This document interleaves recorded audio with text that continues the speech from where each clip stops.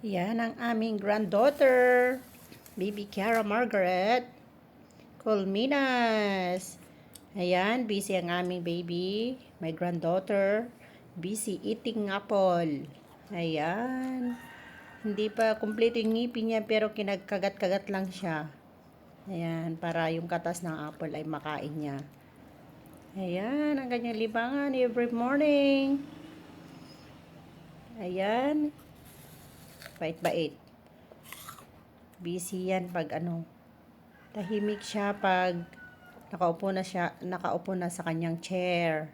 High chair. Ayan. Ang kanyang breakfast ay apple, eggs. Nangangalahati na daw ng egg ang kanya nakakain. Thank you everyone. Thank you for watching.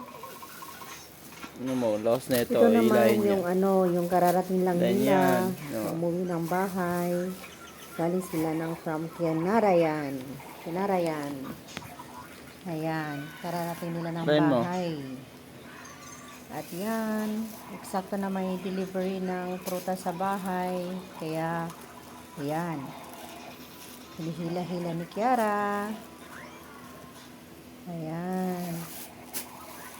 Nagbabantay yung tito niya, si Gerald Jr. Kita mo yun, hinila niya. Ayan.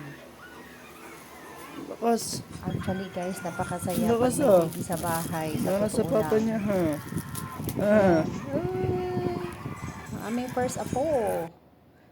Love you, baby.